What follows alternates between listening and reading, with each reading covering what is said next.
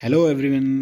Cafe general studies के video section में मैं ललित सिंह डियाराकोटी आपका हार्दिक स्वागत करता हूं। आज का टॉपिक हम पढ़ने जा रहे हैं उत्तराखंड राज्य के प्रमुख प्रतीक चिन्ह। जितने भी परीक्षा से संबंधित फैक्ट्स हमारे लिए उपयोगी होंगे, हम कोशिश करेंगे कि इस वीडियो के माध्यम से वो सारे के सारे हम कवर कर पाएँ। ज़्यादा समय वेस्ट न करते हुए सीधे चलिए शुरू करते हैं प्रतीक चिन्हों के बारे में। ठीक है, तो चलिए सबसे पहले देखते हैं कि प्रतीक चिन्हों के बारे में जानने से पहले हम देखते हैं प्रतीक चिन्ह क्या होते हैं, उनका क्या महत्व है और उत्तराखंड के संदर्भ में प्रतीक चिन्हों की शुरुआत या प्रतीक चिन्ह कब निर्धारित किए गए थे। ठीक, तो प्रतीक चिन्ह जैसा कि देख सकते हैं आप यहाँ पर मेंशन किया गया है कि प्रतीक चिन्ह किसी भी देश अथवा राज्य की पहचान और विरासत का मूलभूत हिस्सा होते हैं, जिनका उद्देश्य होता है कि राज्य में रहने वाले सभी नागरिकों को अपने राज्य के प्रति लगाव, उनमें एकता और बंधुत्व की भावना का विकास करना होता है। ठीक, जब उत्तराखंड राज्य की बात करें तो 9 नवंबर 2000 को जब उत्तराखंड राज्य बना था तो उसका जो ऑफिशियल राज चिन्ह था उसे तो उस दिन स्वीकार कर लिया गया, लेकिन जो उसके अन्य प्रतीक चिन्ह थे उनको अप्रैल 2001 में जाकर हम देखते हैं कि प्रतीक चिन्ह अप्रैल 2001 में अपनाए गए थे। अब सबसे पहले उत्तराखंड राज्य का राज्य चिन्ह, ये सामने देख सकते हैं, ये उत्तराखंड का अपना राज चिन्ह है या राज्य चिन्ह है। किस तरीके से बना हुआ है कि ऊपर में देख सकते हैं ये 3 पहाड़ियाँ यहाँ पर दिखाई गई हैं, बीच में अशोक की लाट है और यहाँ पर ये इसके ठीक नीचे सत्यमेव जयते लिखा गया है। और ये 4 जो आपको ये लाइंस दिख रही हैं, धाराएँ दिख रही हैं, ये 4 धाराएँ 4 नदियों की अलग अलग धाराओं को रिप्रेजेंट करती हैं। और उसके ठीक नीचे यहाँ पर लिखा गया है उत्तराखंड राज्य, वो भी नीले अक्षरों में। तो देखिए जो राज चिन्ह है या राज चिन्ह है, राज्य चिन्ह, वो क्या होता है कि आधिकारिक और शासकीय कार्यों में प्रयोग किए जाने वाला एक चिन्ह होता है। किसी का भी राज चिन्ह या राज्य चिन्ह की बात करें तो उसके जो भी ऑफिशियल्स और जितने भी हमारे गवर्नमेंट वर्क्स होते हैं, जितने भी गवर्नमेंट ऑफिशियल लेटर्स वगैरह होते हैं, उन पे प्रयोग किए जाने वाला चिन्ह होता है। अब ये अशोक की लाट के ठीक पीछे आप बैकग्राउंड देख रहे हैं रेड कलर, ये रेड कलर दिखाता है, ये प्रतिनिधित्व करता है उत्तराखंड राज्य के जो राज्य आंदोलनकारियों थे, उन राज्य आंदोलनकारियों के उत्तराखंड के लिए अपने दिए गए बलिदान या उनके लिए उनका जो रक्त उत्तराखंड के लिए निर्माण के लिए बहा, ये उसका प्रतिनिधित्व करता है। और जो 4 धाराएं जो दिख रही हैं, ये मैंने बताया कि ये 4 अलग अलग नदियाँ, जिनमें है गंगा, जिनमें है यमुना, जिसमें है काली और जिसमें है रामगंगा, ये 4 नदियाँ हैं, इनकी 4 धाराएँ ये रिप्रेजेंट करती हैं। और नीचे उत्तराखंड राज्य ब्लू साइड्स में आपको लिखा गया है, बीच में आप देख रहे हैं वाइट कलर है। वाइट कलर्स यहाँ के जो पहाड़ी जनमानस है, एक शांतिप्रिय माहौल के जो आदतन होते हैं लोग, ये उसका प्रतिनिधित्व करता है। और जो नीला रंग है, ये नीला रंग दिखाता है कि यहाँ से जो भी नदियाँ निकल रही हैं, उन नदियों के पवित्र जल का एक तरीके से ये हम प्रतिनिधित्व करता है, ऐसा कह सकते हैं। नेक्स्ट हम देखते हैं उत्तराखंड का राज्य पशु कस्तूरी मृग। देखिए जितनी भी परीक्षा से संबंधित चीज़ें हैं, चाहे वो आप पीसीएस की तैयारी कर रहे हो, चाहे आप ग्रुप सी की तैयारी कर रहे हो, चाहे लोअर पीसीएस की तैयारी कर रहे हो, कोशिश ये रहेगी इस वीडियो के माध्यम से कि आप चाहे उत्तर लिख रहे हो या चाहे बहुविकल्पीय प्रश्न कर रहे हो, दोनों में आपको इस वीडियो के माध्यम से पूरी की पूरी तैयारी इस वक्त एक ही साथ हो जाए। ठीक है, तो उत्तराखंड का राज्य पशु है कस्तूरी मृग। कस्तूरी मृग, जिसको हम हिमालयन मस्क डियर के नाम से भी जानते हैं, जिसका साइंटिफिक नेम है मास्कस काइसोगास्टर। ठीक, हिमालयी क्षेत्रों में 3.5 से 4.5 हज़ार मीटर की ऊंचाई पर ये हमको नॉर्मली देखने को मिलता है। और 4 इसकी प्रजातियां कस्तूरी मृग की उत्तराखंड में पाई जाती हैं।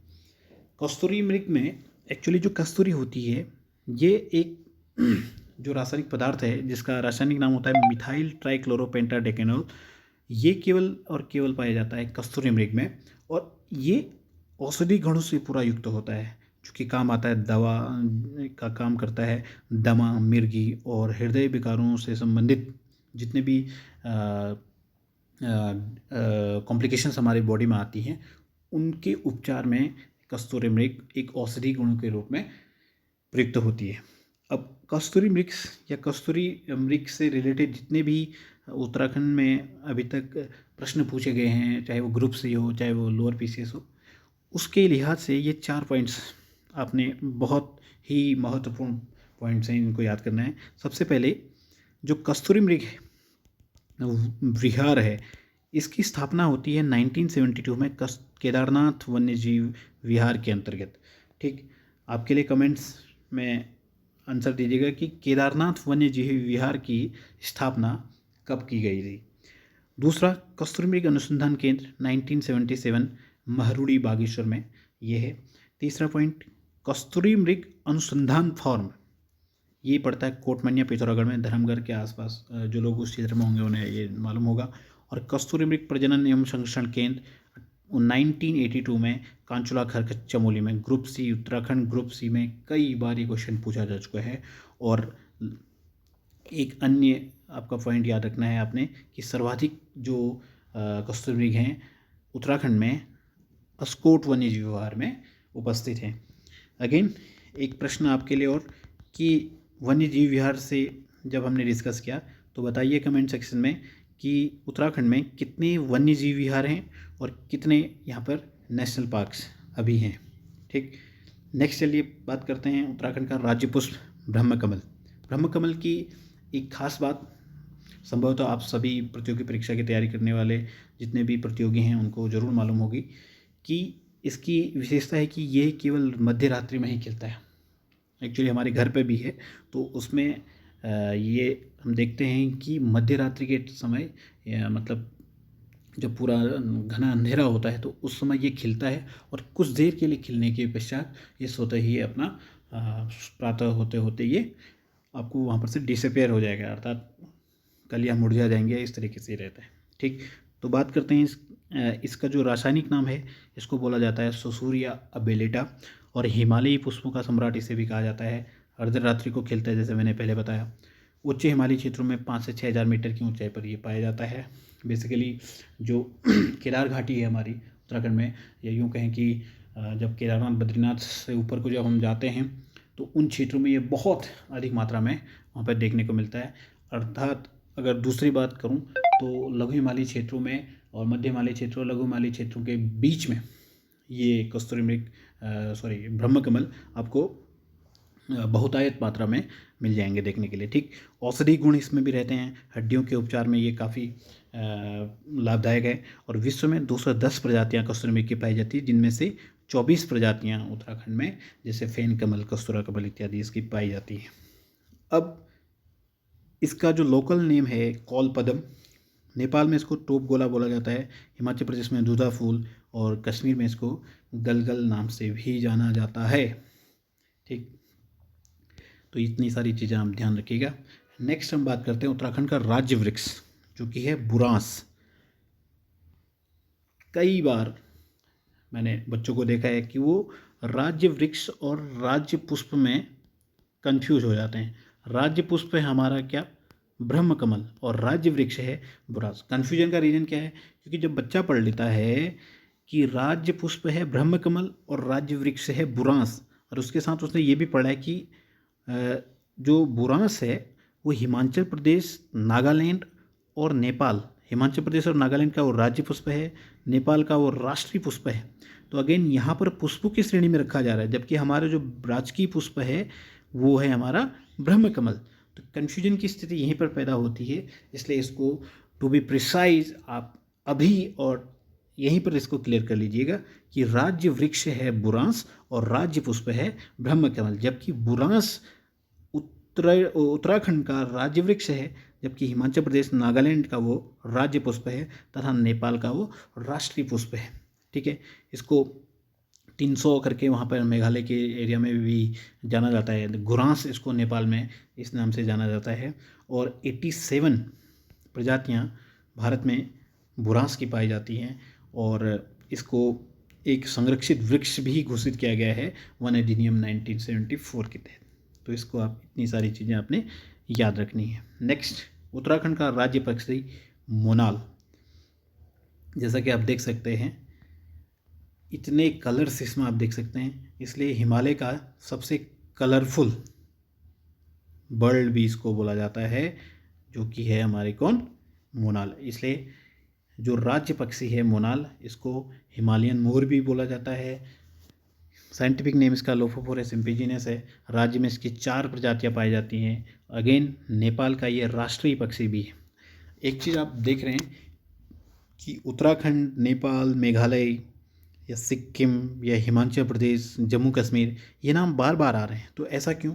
क्योंकि हम जानते हैं कि जो ये हिमालयी राज्य हैं, हिमालयी राज्यों की श्रेणी में, चाहे ऊपर जम्मू कश्मीर ले लो, यहाँ पर से हिमाचल प्रदेश, उत्तराखंड, फिर नेपाल, फिर यहाँ पर से अरुणाचल प्रदेश, इधर मेघालय वगैरह, ये एक ही बेल्ट में आते हैं। या तो ये शिवालिक रेंज में आएंगे या फिर ये बाह्य हिमालयी श्रेणी में आएंगे, तो लघु हिमालयी श्रेणी में आएंगे। तो किसी न किसी रेंज में ये पूरा का पूरा हमारा हिमालय का विस्तार आप देख सकते हैं, जम्मू कश्मीर से लेकर अरुणाचल प्रदेश तक। तो इस श्रेणी में लगभग एक प्रकार से जलवायु अगर जहाँ पे मिलेगी, तो उसी जलवायु प्रकार में ही ये सारे के सारे, चाहे वो वृक्ष हों, चाहे वहाँ पर जीव जंतु हों, वो पाए जाएंगे। चाहे वो नेपाल में पाए जाए, चाहे वो जम्मू कश्मीर में पाए जाए, चाहे वो हिमाचल प्रदेश में पाए जाएँ, चाहे फिर हम पूर्वी भारत की बात करें। ठीक है, आई होप कि ये आपको समझ में आया होगा। तो ये कुछ ऐसी जो नॉलेज है या जो ट्रिक हैं, जो आपका जो कंसेप्चुअल और बेसिक नॉलेज पे डिपेंड करती है, ताकि आपको हर चीज़ को रटने की ज़रूरत ना पड़े कि ऑप्शन में नेपाल है और कोई अन्य दक्षिण एशियाई देश दे दिए। ठीक है, तो आपको एक बेसिक नॉलेज, आपको पता है कि ये जो भी पशु पक्षी हैं, या जो वनस्पतियां हैं, वो हिमालय क्षेत्र की वनस्पतियां, हिमालय क्षेत्र की पशु पक्षी हैं। तो आप अपना उत्तर सही कर सकते हैं। ठीक, तो जैसा कि मैंने बताया कि राज्य में मोनाल की भी 4 प्रजातियां पाई जाती हैं। नेपाल का ये राष्ट्रीय पक्षी है। मनियाल या मुनाल इसका स्थानीय नाम है। सुनाल कश्मीर में कहते हैं, नीलगिरी। ये आप स्क्रीनशॉट लेके या वीडियो पोस्ट करके आप इसको देख सकते हैं। आलू की खेती को काफ़ी नुकसान पहुंचाती है मोनाल पक्षी। ठीक है, और 2008 में जब जनगणना की गई थी, तो 919 टोटल नंबर ऑफ मोनाल्स यहाँ पर लोफोफोरस इम्पिजिनस जो हम बोल रहे हैं, उनकी संख्या थी, और जिनमें से सबसे ज़्यादा केदार घाटी में इनकी संख्या पाई गई थी। नेक्स्ट, उत्तराखंड की राज्य तितली कॉमन पिकॉक। देखिए, बहुत सारे लोग मुझे नहीं पता, लेकिन हो सकता है कि बहुत सारे लोग इसको आज पहली बार ही देख रहे हो। ये है हमारी उत्तराखंड राज्य की तितली, जिसको बोलते हैं राज्य तितली कॉमन पिकॉक। इसका जो साइंटिफिक नेम है दैट इज़ पेपिलियोबाइल। ठीक है, पेपिलियोबाइनर इसका जो साइंटिफिक नेम है। और एक मुख्य खास बात इसकी है कि 1996 में Limca book of world records में इसे भारत की सबसे सुंदर तितली का दर्जा दिया गया है। और उत्तराखंड वासियों के लिए सौभाग्य की बात यह है कि सबसे सुंदर तितली जो है भारत की, वो अपने राज्य उत्तराखंड में है। और दूसरी चीज़, भारत की सबसे बड़ी तितली, जिसकी आजकल वर्तमान में ही हाल ही के वर्षों में इसकी जो खोज हुई थी, वो उत्तराखंड के डीडीहाट में इसकी खोज हुई थी, जिसका नाम है ट्राइडेस। इसको बोला जाता है गोल्डन बर्ड विंग। ठीक है, तो ये नाम आपको यहाँ पे दिख रहा है। गोल्डन बर्ड विंग जो है भारत की सबसे बड़ी तितली है। लेकिन भारत की सबसे खूबसूरत तितली की बात करूँ तो वह है कॉमन पिकॉक, और जो कि उत्तराखंड की राज्य तितली भी है। ठीक, अब नेक्स्ट बात करते हैं उत्तराखंड का राज्य गीत। नेगी जी और अनुराधा निराला जी के द्वारा गाया हुआ, उत्तराखंड देवभूमि मातृभूमि, सत सत वंदन अभिनंदन। ये उस गीत की पहली लाइन है। तो ये उत्तराखंड का राज्य गीत है। इसको एडप्ट किया गया था 6 फरवरी 2016 को। 9 मिनट इसकी टोटल लेंथ है। और हेमंत बिश्ट जी नैनीताल से जो है इनके रचयिता हैं। नरेंद्र सिंह नेगी और अनुराधा निराला जी के द्वारा ये गाया गया है। और जो इस गीत को सेलेक्ट करने के लिए एक साहित्यकार लक्ष्मण सिंह बटोही कमेटी बनाई गई थी, उसके तहत लगभग 203 प्रविष्टियों में से अंततः इस गीत को फाइनली सेलेक्ट किया गया था। तो आपने याद रखना है कि जो राज्य गीत कमेटी थी, राज्य गीत चयन कमेटी थी, उसके जो अध्यक्ष थे वो कौन थे? लक्ष्मण सिंह बटोही जी। और राज्य गीत गाया किसने गया है, और राज्य गीत लिखा किसने है, और इसे एडेप्ट कब किया गया। ठीक, नेक्स्ट, उत्तराखंड का राज्य वाद्य यंत्र पहाड़ी ढोल। ढोल की थाप आप सभी परिचित हैं। एक्चुअली ढोल, इसे ढोल बोला जाता है। ये दमाऊ है और एक और भी होता है इस तरीके से, जिसको हम बोलते हैं नगाड़ा, और कुछ मसक बीन रहते हैं, ठीक है। तो बहुत सारे, एक जो शादी ब्याहों में आपने देखा होगा कि एक पूरी की पूरी टोली रहती है, ठीक है, बहुत ही भव्य है। और कुमाऊं क्षेत्र से अगर आप हैं तो आपको पता होगा वहाँ पर छोलिया नृत्य, छोलिया डांस वहाँ पर का बहुत ही फेमस है। किस तरीके से वो एक उनकी पर्टिकुलर पोशाक होती है, पोशाक एक ड्रेस होती है, और उसको वो पहन के पूरा श्रृंगार करके बिल्कुल एक रिदम में वो ढोल की थाप और मसक बिन के साथ अपनी ट्यूनिंग के साथ वो अपना डांस परफॉर्म करते हैं। तो पहाड़ी ढोल किसका बना होता है? चमड़ा, जो यहाँ पर आप ये साइड से देख रहे हैं इसमें लगा रहता है, और पीतल, चांदी इत्यादि ये चीज़ें बाहर से हो सकता है, कहीं कहीं पर लकड़ी का भी हो, तो वो सारी चीज़ें बनी रहती हैं।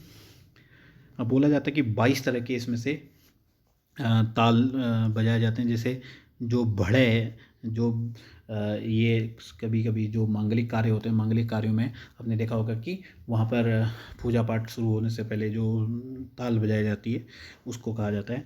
और भंडारी कमेटी की सिफारिश पर 2015 में तत्कालीन मुख्यमंत्री हरीश रावत के द्वारा इसकी घोषणा की गई थी कि जो उत्तराखंड का राज्य वाद्य यंत्र होगा वो पहाड़ी ढोल होगा। नेक्स्ट, उत्तराखंड का राज्य खेल 2011 में इसको घोषित किया गया था, फुटबॉल। ये भी उत्तराखंड के ग्रुप सी के एग्ज़ाम्स में इसको भी पूछा गया है। उसमें डायरेक्ट क्वेश्चन पूछा गया था कि राज्य खेल क्या है और इसे कब घोषित किया गया था। नेक्स्ट देखते हैं, यहाँ की जो राजभाषा है, ऑफिशियल लैंग्वेज है, ऑफिशियल लैंग्वेज उत्तराखंड की है हिंदी, लेकिन 2010 में संस्कृत को भी दूसरी जो ऑफिशियल लैंग्वेज है उसका दर्जा दिया गया। अच्छा, संस्कृत जो है उत्तराखंड की दूसरी ऑफिशियल लैंग्वेज है। एक ऑफिशियल लैंग्वेज के कॉन्सेप्ट में एक फैक्ट अभी याद आ रहा है कि एक देश है कनाडा, सभी लोग इसकी राजधानी और मुद्रा अगर याद हो तो कमेंट बॉक्स में लिखें। कनाडा की जो ऑफिशियल लैंग्वेज है दैट इज़ इंग्लिश, लेकिन वहाँ पर जो भारतीय मूल के जो पंजाबी लोग हैं, जो पंजाबी कम्युनिटी है वहाँ पर बहुत आयत मात्रा में पाई जाती है। तो वहाँ पर इनकी इतनी अधिकता है कि वहाँ इंग्लिश के बाद जो सेकंड ऑफिशियल लैंग्वेज है वो है कनाडा की पंजाबी, ठीक है। तो जस्ट एक जीके का फैक्ट है, आप चाहें तो नोट कर सकते हैं। नेक्स्ट, तो ये हमारी प्रमुख राज्य की चिन्ह थे उत्तराखंड से संबंधित। आई होप कि आपको बहुत कुछ सीखने को मिला होगा, और बने रहिए, जल्दी मिलते हैं नेक्स्ट वीडियो में। Thank you.